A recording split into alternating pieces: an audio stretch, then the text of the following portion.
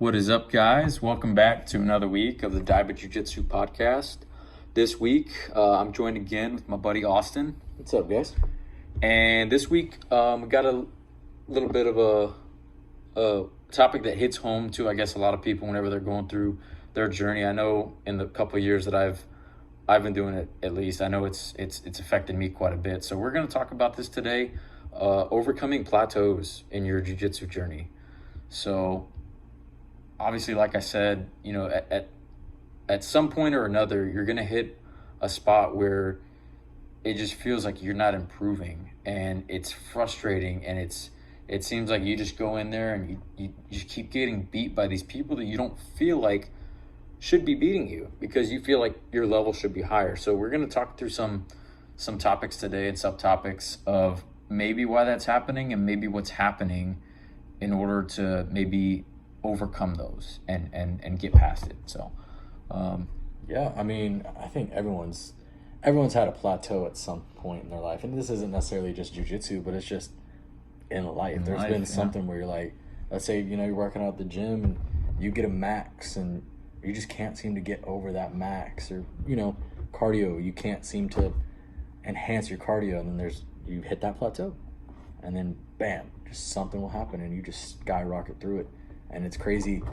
I always love to see when people get over that plateau, the progress that they continue to make afterwards. Like, it's just leaps and bounds. And to think, like, so, you know, for example, like lifting weights, stuff like that, you hit that plateau in like a bench press, right? And you're like, dude, I just can't seem to get over this weight. And then finally, once you hit that next max, your numbers just continue to skyrocket. Well, and that might also be like your body's way of adjusting to you trying to go past your plateau, because you're trying to shock your body in theory to a point where it's like, okay, he's going to want to go up in weight, we need to adjust, because otherwise this is just going to keep getting harder. And I think your body adjusts to that at some point. I mean, so in jiu-jitsu, it's kind of the same way. I know for a while when I first got started, my plateau was a lot of in my cardio.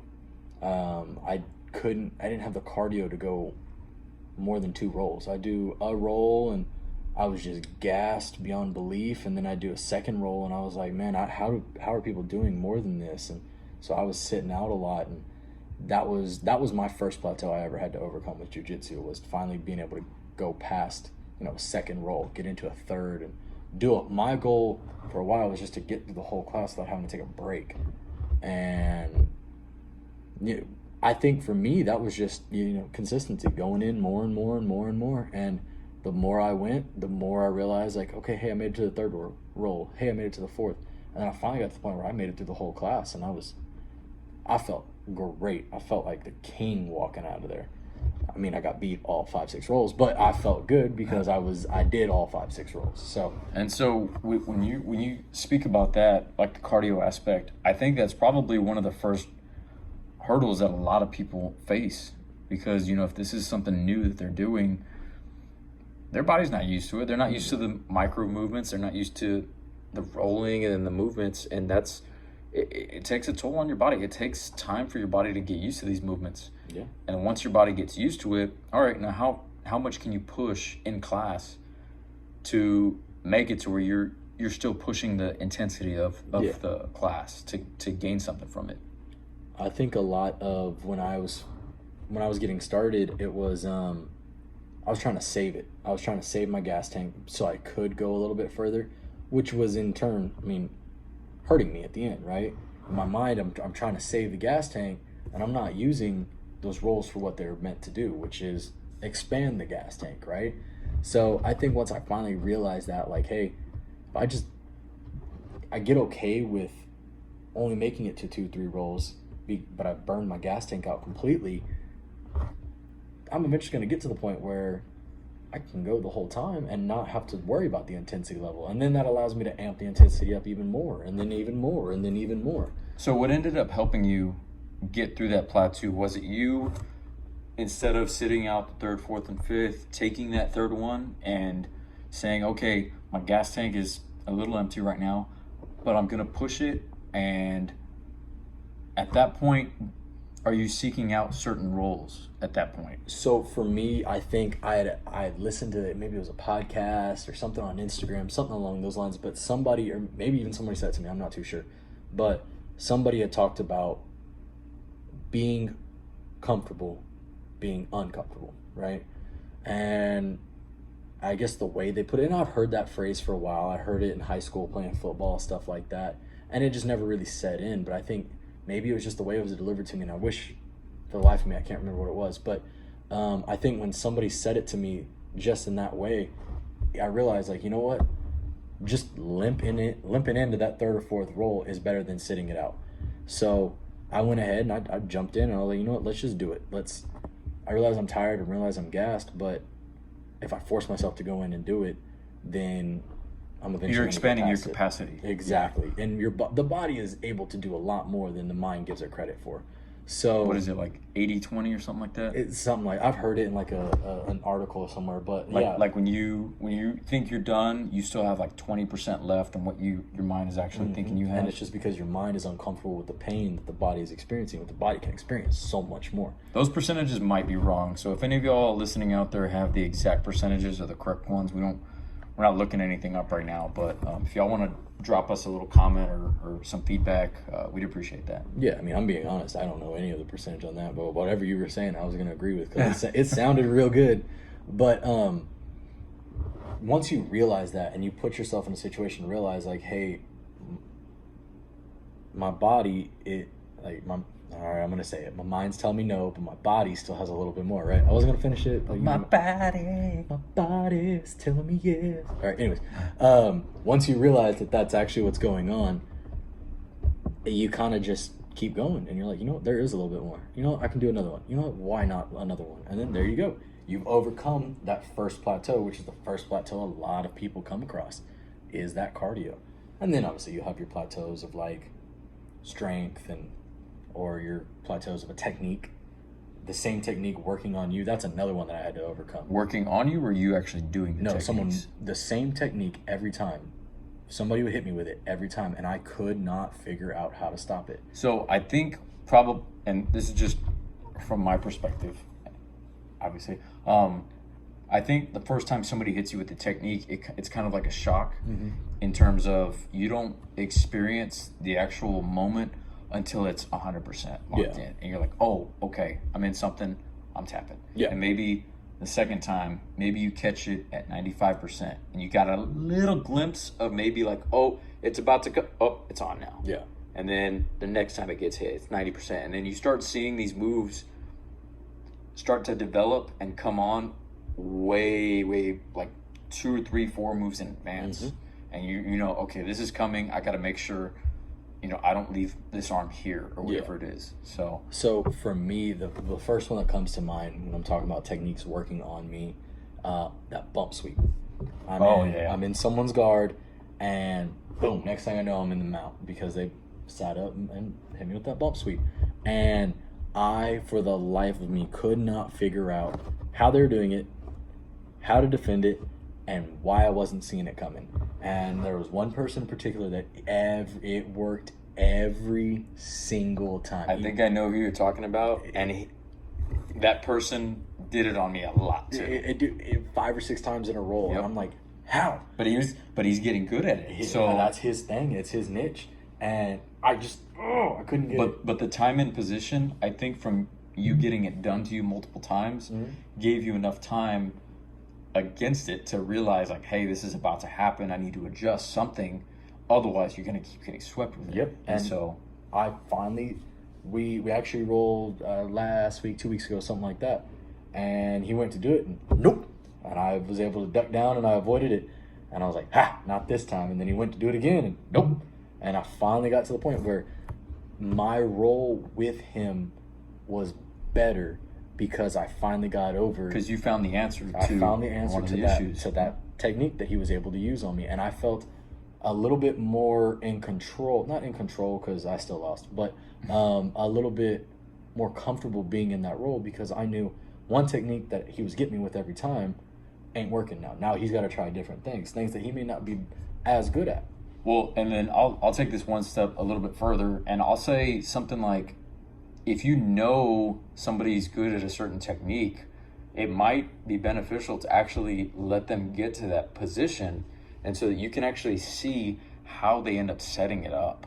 Because if you can get to a position and not even worry about getting out or escaping or attacking or anything, but if you can get to a point where your mind is actually focusing completely on them and you're noticing all their micro movements at that point, you can kind of put yourself in that position and know whenever they're going to do this next time that this is coming. Yeah. So that you're defending that step.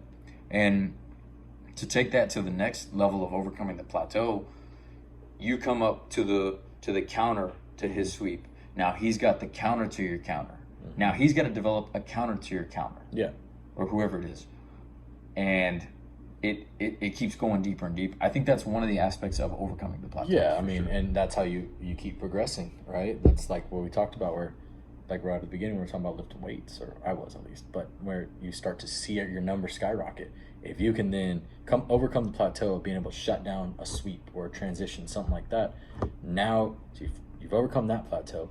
Now you can just keep increasing, like you said, with the counters and the counter to that and the counter to that, and keep going forth into that sequence that'll end up happening.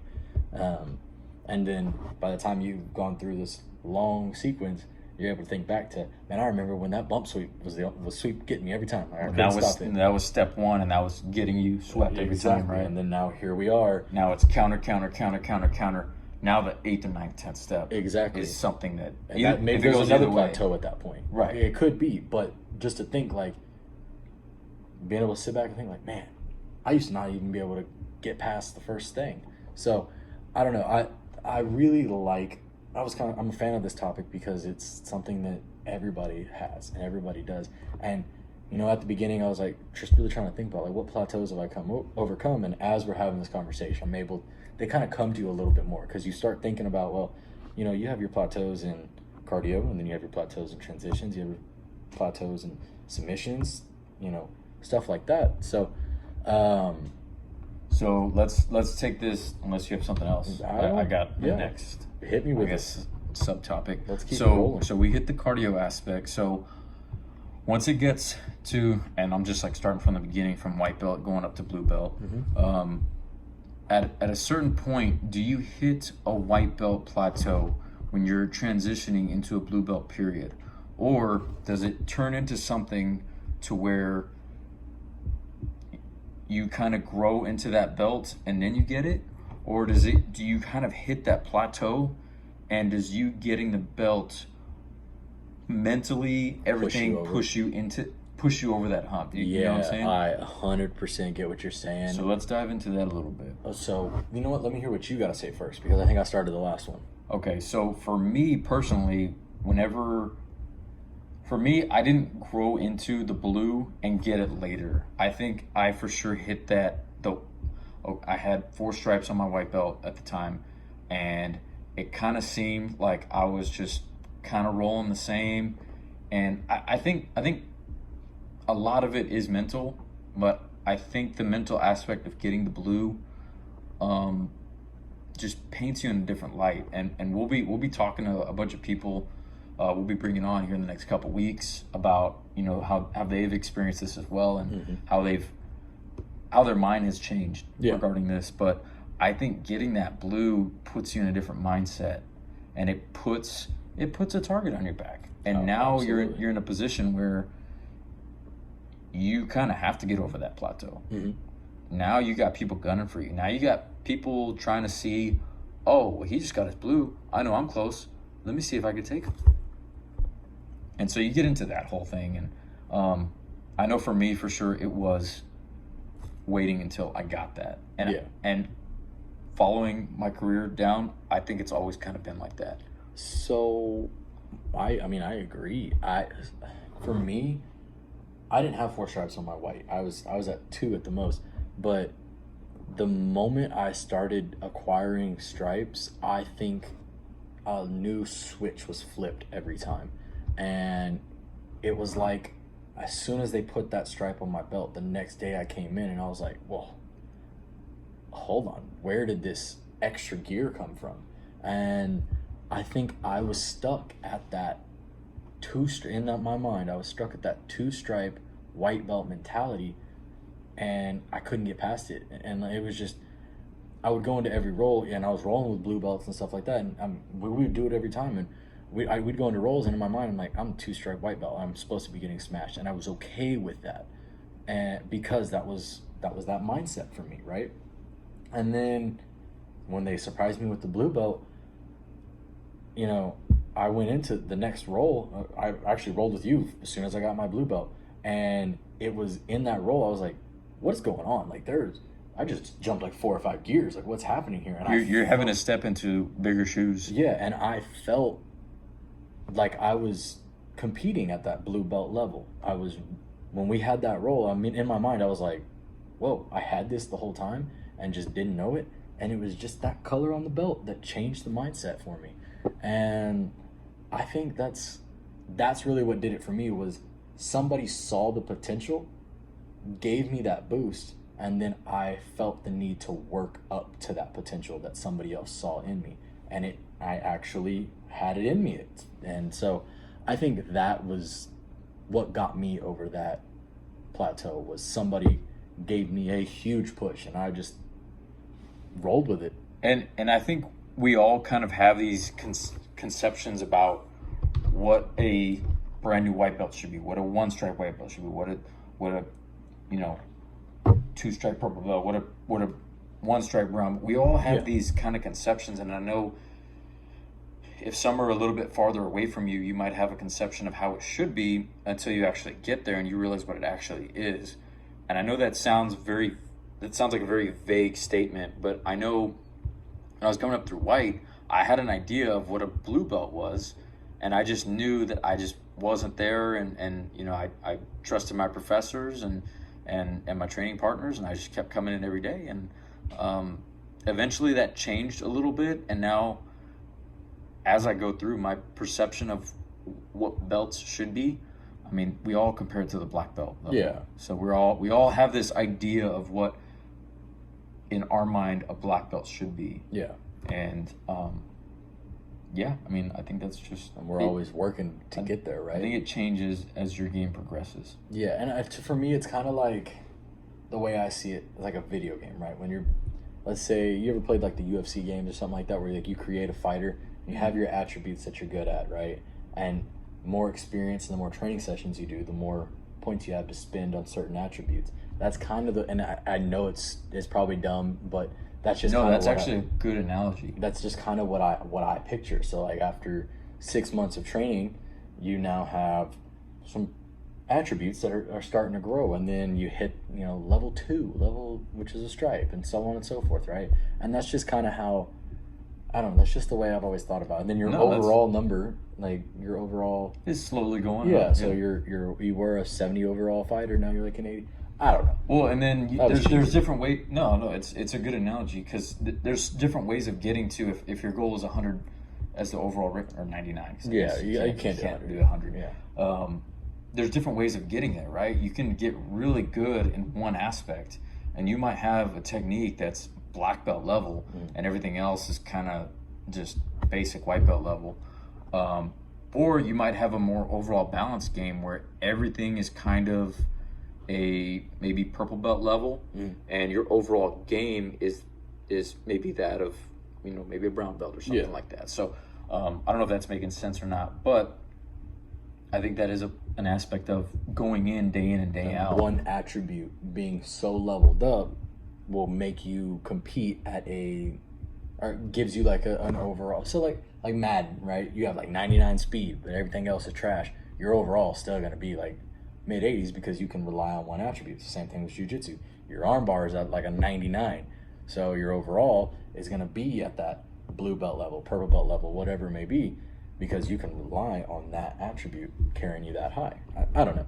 That's just always what I've thought. No, yeah, and it gets, I think it gets harder and harder to rely on that attribute as you roll with more people, because more people start developing an answer for your techniques. Yeah. So it ends up, and I'm guilty of this all the time, and I try to get out of this mindset, but it's tough, because you fall into it and it just happens. But you get stuck into this game, and then people start developing these solutions to your game, and it pushes you outside of your comfort zone, and it's uncomfortable, and it's supposed to be, but that's what's going to bring up your other attributes of your game.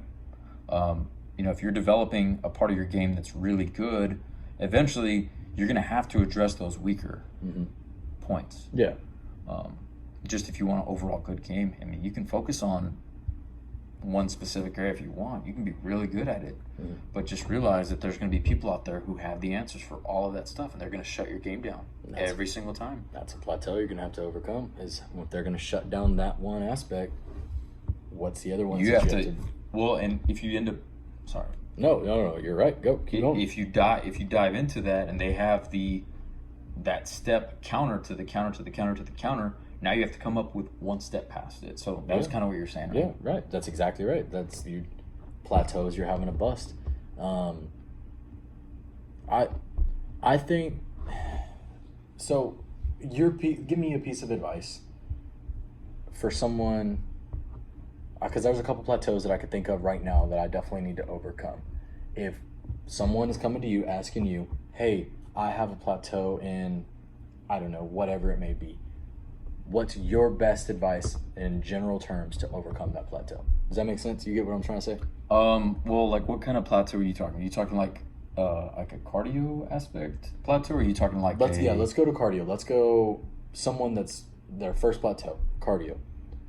What would your best general advice be as someone who's overcome this plateau yourself to give to somebody who's just starting out? I would say, just off the top of my head, don't take any rounds out if you're able to. Even if you're tired, don't take any rounds out. I think for me, that helped push my gas tank. And now, I think you mentioned it earlier, you just notice that your gas tank just gets a little bit better and a little bit better, a little bit better. And it gets to a point where you're done with the roll. And I used to lay on the mat a long time after rolls because I was tired. There were points where I felt like puking, and I was just so tired that I just didn't want to get up. I didn't want to go to the next roll. I was thinking about sitting it out. And eventually you get to a point where that one roll, instead of laying on the floor, now it's like you hop up and you're ready to go. And now you're looking for your next partner. You're ready to go for the next one. You just need a quick 30-second little water break here and there, and you're ready to go. And then now it happens on the second one, and you do it all over again, right? And eventually it gets to a point where there's some classes that you go to where there's some killers in there. There's some animals. And every round is going to be tough. And that ends up being good for you because it's going to end up pushing you in ways that you need to experience, I think. And for me, that's why I like seeking out harder rolls.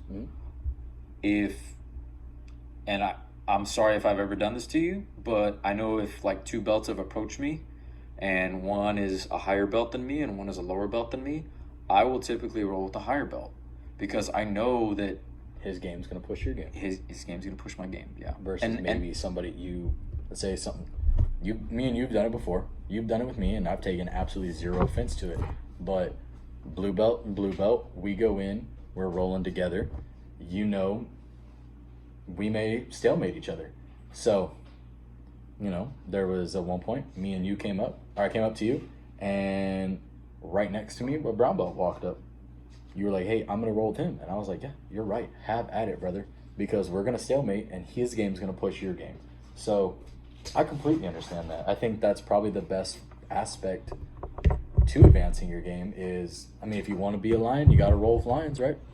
I feel bad sometimes because it's like, I know these people want to roll, and it's like, I don't mind rolling because it works on a different aspect of my game. Yeah. But I think most people can see that. Like, we'll take it to a different sport. Am I going to go to the guy that and get advice from the pitcher, the guy that didn't make it off on his high school baseball team, or am I going to go learn how to throw a slider from the dude in the MLB?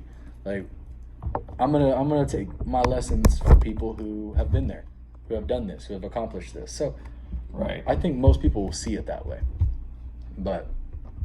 And so to take this a different kind of direction, I also think it's kind of important to understand that there's ways to cheat the system. And those ways that you're cheating the system may not seem significant in the time that you're doing it, because you're like, oh, well, I'm just taking one round out. It's not that big of a deal. We've all been guilty. We've all been guilty. I've been guilty of it. Yeah, I thought about it today. And then there's those times, like different times of like cheating the system, where it's like, whose the hard roles are, and if you're avoiding certain roles because you're afraid of what's going to happen, that's a way of cheating the system. Mm-hmm. At some point you have to address it, and at some point you have to just tackle the mountain. Yeah. And it might not happen, and you just have to deal with it. Yeah. What's the worst that's gonna happen? Get tapped 2-3 times. Yep. Get tired. And you real learn. tired. And then what?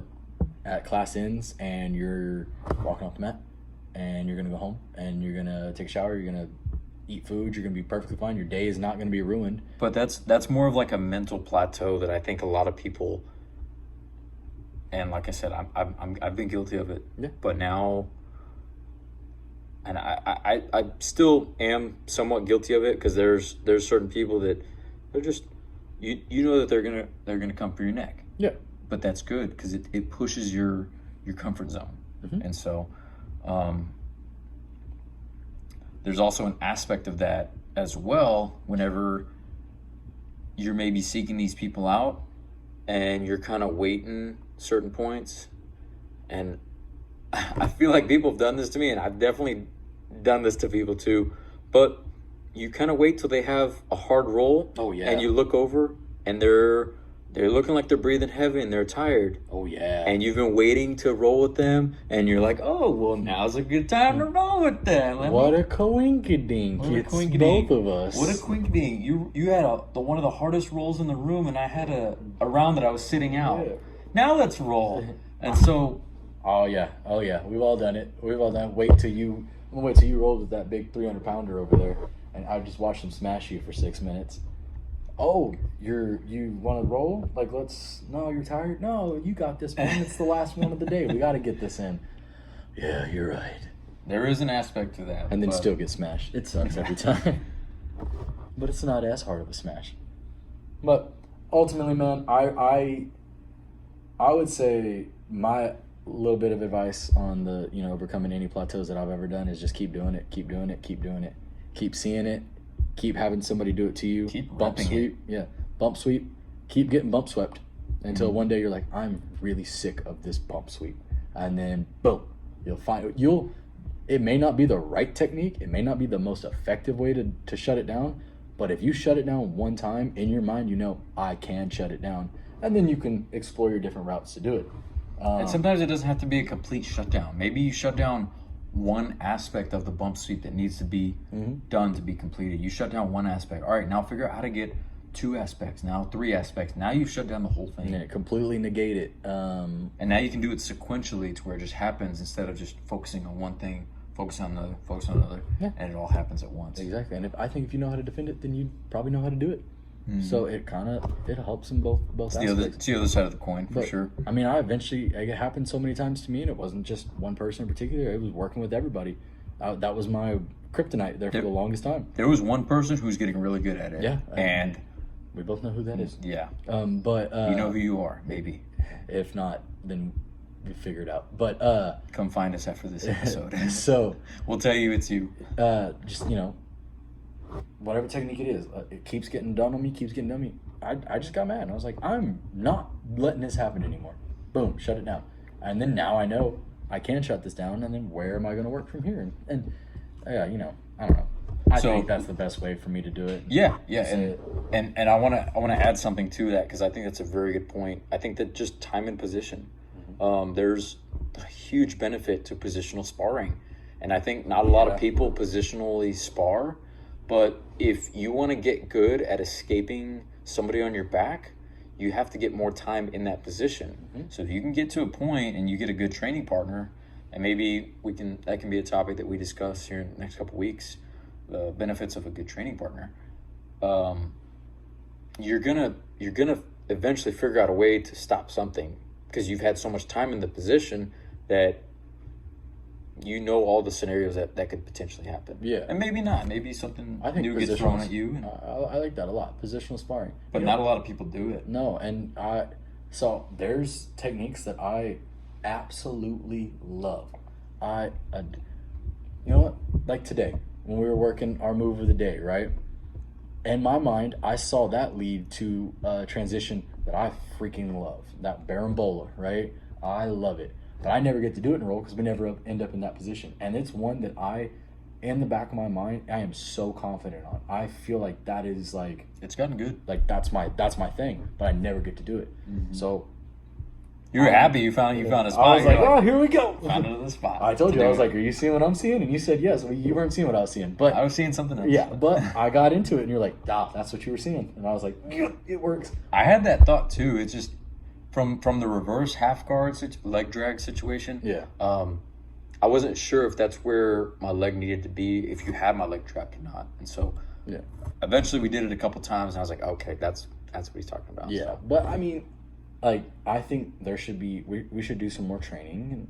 And anybody really should do more training that allows you to, what techniques can I do to get to the point where I can use something that I really like to do? So like I gotta work for me. I know I have a plateau of trying to get into a position where I can roll, I can Barambola, but it doesn't happen that often. So sucks being confident on something that you never really get to see. But you know, man, I think this was a good one. yeah, I think it was a good one. I I think think we tackled a lot of different subtopics. we free flowed on this one too. No notes. We just went off the head.